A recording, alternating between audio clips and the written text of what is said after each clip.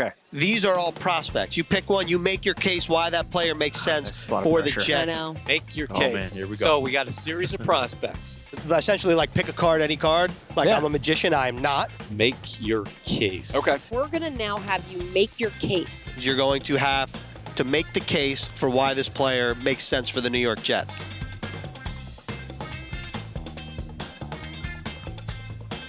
I'll go to the bottom shelf here. I'll say this is Tyler Warren. Oh, Tyler Warren. How about that? This is an easy one. This may have been rigged. I'm not gonna. I want to be truthful and honest with the people. I love Tyler Warren, and I just think when you look at tight ends, I always think about the facility, and you have your meeting room set up, and I always know in the quarterback room there's some tight ends that aren't very popular, can't get open, can't make plays.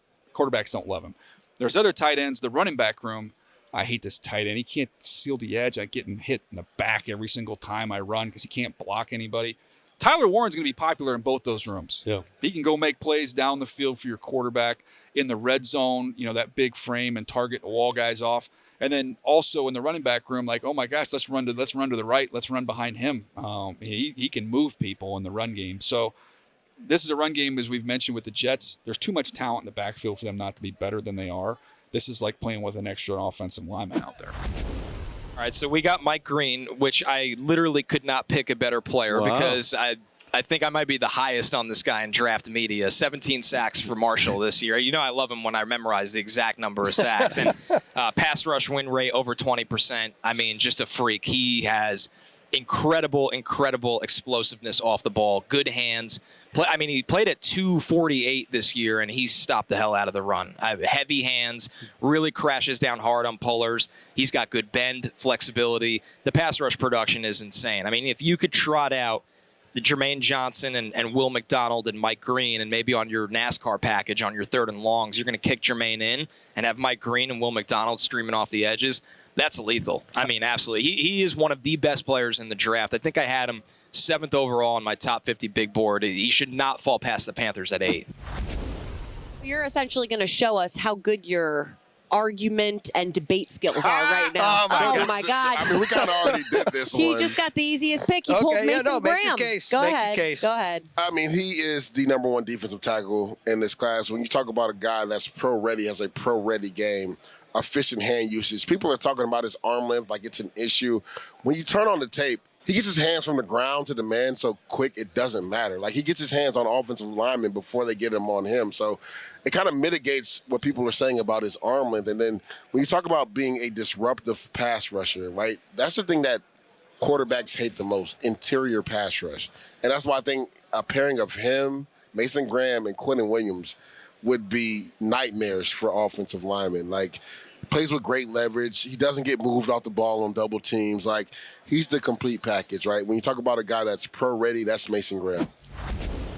So I'm going to take this one here. And who'd you get? Oh, we already talked. We already talked about it. All right, so make the case for him at 7 and why he's a good fit for the Jets. So I'll make the case for Colston Loveland, the tight end for Michigan, at number 7 for the New York Jets. And that's the reason why is because sort of what I talked about before. If you want a player who can be anything close to what Brock Bowers was last year, which is a record-breaking receiving type of a tight end, this is the type of player that you go get. And I just think that the way that Jim Harbaugh trusted him, again, to be an underclassman and get on the field very early, it speaks volumes to who he is as a football player, his competitive toughness, his football IQ. And then he has just got such great flexibility, agility, smoothness to how he runs routes as a tight end. And again, it's just, you don't think about a tight end lined up in the slot or coming over the middle or whatever it is to just have this type of speed and flexibility and route running ability that Colston Loveland does. So that's why I would make the case for him there at number 7. I've seen some other draft analysts who have him actually around that range, so it's not this crazy type of a stretch. And so, look, if you want to improve the receiving game, say a Tetro McMillan is gone, or you just really want to emphasize the tight end position, Colston Loveland's some guy who could do it all for you. Okay, Will Howard. Okay. Okay, There we go. perfect. Look at that. Oh, okay. Make the case for Will Howard. He's actually ready to start day one. I think the athletic ability, the leadership, he doesn't have the biggest arm, but when you have weapons like Garrett Wilson, you need somebody that can throw a touch, timing, anticipation. Will Howard does that. Andy gives you the mobility out of the backfield. I mean, he can run an RPO scheme. He can make things happen as a designated runner, but he also can create.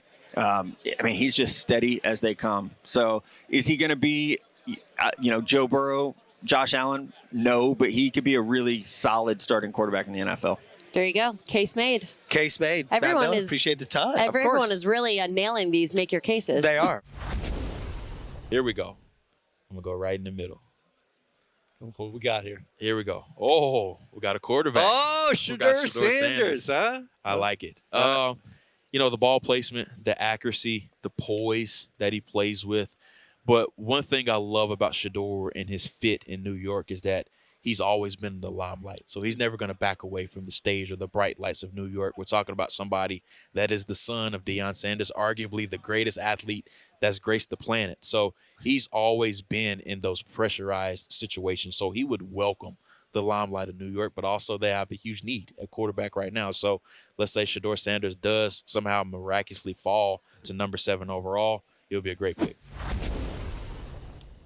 This is actually a good one. So this is a good one. This is a guy going right off the top. When you get a GM or a head coach who comes in and you can get a guy who has been with him before, and Carlton Davis, I probably should say the name. Yeah. Get a guy who's been with him before that helps set the tone for the other guys there to say, I can translate what he wants, what he's expecting to those guys that have already been there.